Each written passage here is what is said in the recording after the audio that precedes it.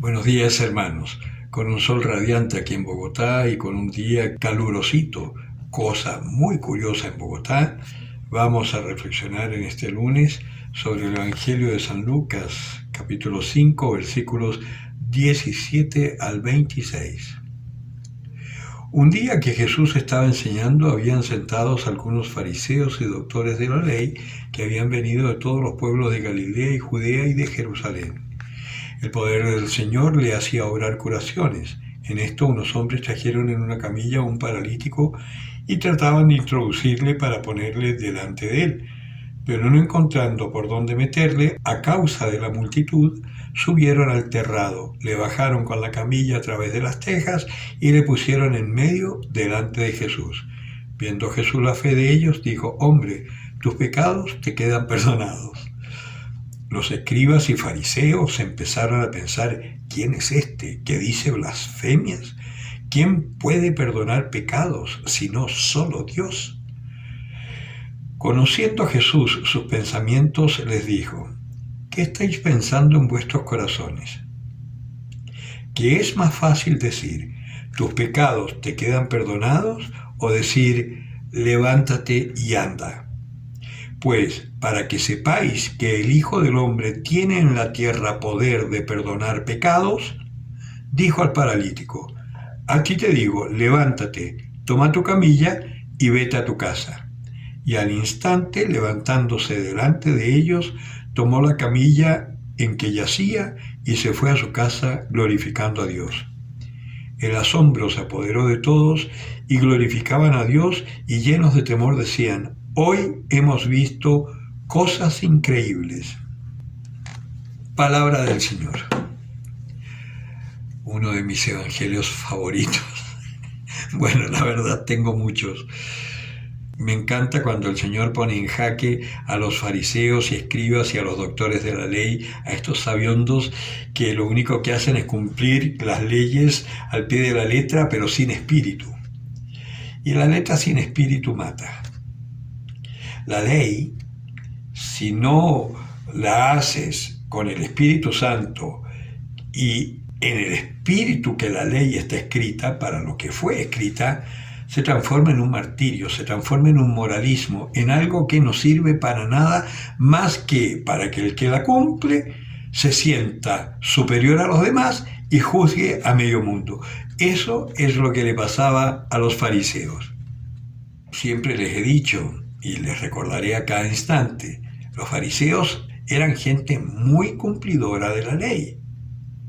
Como hay mucha gente en la Iglesia Católica que cumplen la ley al pie de la letra, y que por eso, en este tiempo de confinamiento por esta epidemia, muchos han sufrido por no poder salir de sus normativas para entrar en el Espíritu. Esto de la comunión en la mano, los que estaban acostumbrados a comulgar arrodillándose y abriendo la boca, les resultó a muchos imposible aceptar la comunión en la mano. Y preferían privarse del alimento que les daba la vida y la fuerza para soportar esta situación de confinamiento que teníamos, preferían privarse y no romper la ley, y se quedaban sin el Espíritu. Además, se iban murmurando. Lo que le pasaba a estos fariseos que estaban escuchando al Señor. Acá no dice cuál era la intención de ellos, pero podemos presumir que era más o menos la misma actitud que tenían siempre. Iban a escuchar por curiosidad, pero muy pocos podían dejarse llevar por el Espíritu Santo para darse cuenta de lo que estaba diciendo el Señor y quién era. Y por eso es que en esta situación el Señor, que nos da puntada sin hilo, no pierde ocasión para hacer entrar en el espíritu a los fariseos, porque no es que el Señor los ataque, lo que pasa es que el Señor quiere que entren en el descanso. Entonces hace esta acción que es un poco, claro, escandalosa si se quiere. Meten al paralítico, lo ponen delante de él y él dice una cosa absurda que ni siquiera era lo que esperaban los amigos que habían bajado al paralítico, porque evidentemente lo que querían era que Jesús hiciera el milagrito, porque ya habían visto hacer otros milagros. Pero Jesús no, dice: ánimo, hijo, tus pecados te son perdonados. una cosa absolutamente inesperada y escandalosísima para los fariseos, porque efectivamente solo Dios puede perdonar los pecados. Y Jesucristo entonces ahí los increpa. ¿Qué es más fácil decir? ¿Tus pecados te son perdonados? O a ti te digo, toma tu camilla, levántate y vete a tu casa. Eso sí que es complicado, porque yo puedo decirle a un hombre, ánimo, Dios te ama mucho, sé feliz, y no hacer nada por él. Mis palabras no lo van a hacer feliz si está pasando hambre, si está pasando frío. Es muy fácil decirlo, pero hacer una acción que manifieste esa intención tuya es distinto. Tengo hambre, ven, vamos a comer. No basta con decirle ánimo que el Señor te dará lo que necesitas. Bueno, acá en este caso es lo mismo. Tus pecados te son perdonados. ¡Qué escándalo! ¿Qué es más fácil? ¿Decir eso o hacer esto otro? Por eso se admiraban, pero no decían hemos visto al Hijo de Dios, es Dios entre nosotros, no, hemos visto cosas admirables. Porque el problema del milagrito es eso, son cosas que, bueno, si lo ves, claro, es algo impresionante y te puede llamar mucho la atención, pero no cambia mucho tu vida. Y si lo cuentas al que no lo vio, le cuesta creer. A mí esos milagros eucarísticos que aparecen en YouTube o esas cosas así mágicas que dicen que apareció, a mí me cuesta creerlas. No sé qué te pasará a ti. Pero ver, por ejemplo, que un matrimonio que está destruido por escuchar la palabra de Dios, por llevar una vida en una comunidad de crecimiento en la fe, como las comunidades que formamos nosotros para que la gente recupere su bautismo, todas las gracias del bautismo, y ver que ese matrimonio que estaba a punto de separarse, escuchan la palabra de Dios, el Espíritu Santo los toca, y no se separan, y no solo no se separan, sino que empiezan una vida marital completamente nueva y maravillosa, eso sí que me convence del amor y del poder de Dios. Entonces, ¿qué es más importante? ¿Buscar milagritos o anunciar un amor incondicional de Dios sobre nuestros pecados? Para que otros que están quizás sintiéndose angustiados porque no pueden vivir una vida santa, al hablarles tú del amor y la misericordia de Dios, con tu vida, contando lo que Dios ha hecho en tu vida, esa persona también tiene la posibilidad de encontrarse con Dios.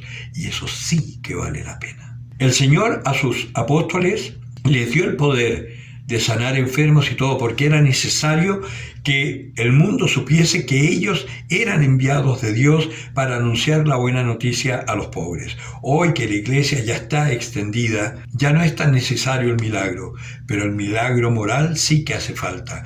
Entonces, los que nos vean a los cristianos, que vivimos en paz, sin angustias por esta situación mundial en que se vive de tanta violencia, de pestes y todo lo demás, cuando vean que los cristianos no despotrican contra los gobiernos como hace el mundo, aunque el gobierno sea un gobierno que no esté haciendo bien a la nación, cuando vean que los cristianos son felices, son solidarios, pero por amor a Dios, no por solamente una cosa buena como una ONG, cuando vean que nos amamos, les llamará la atención.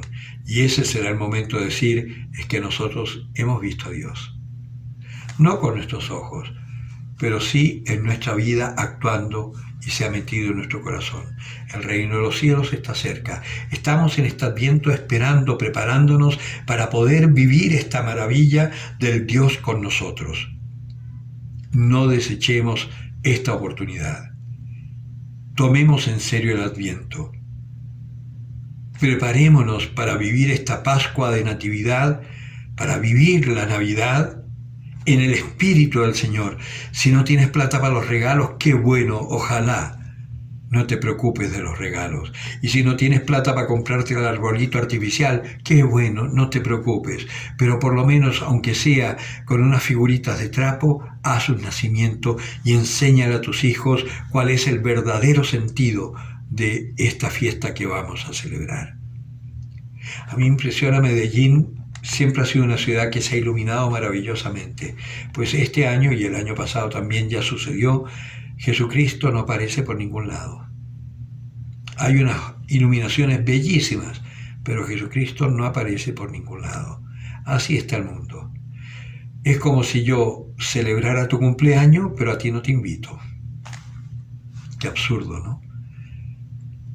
Entonces, preparémonos, vivamos la Navidad con el Espíritu de Dios y anunciemos al mundo este amor infinito a todos los hombres que Dios tiene para nuestra justificación y para que podamos experimentar la vida eterna, aquí en la tierra como una primicia y allá en el cielo eternamente. El que tenga oídos para oír, que oiga. Este es un pequeño jardín en donde tenemos la estatua de San Juan Pablo II. Ahí se ven dormitorios. Y al fondo, donde va caminando esta catequista, se ve la cafetería. Y aquí tenemos la estatua de San Juan Pablo II, similar a la que hay en la Domus Galilei.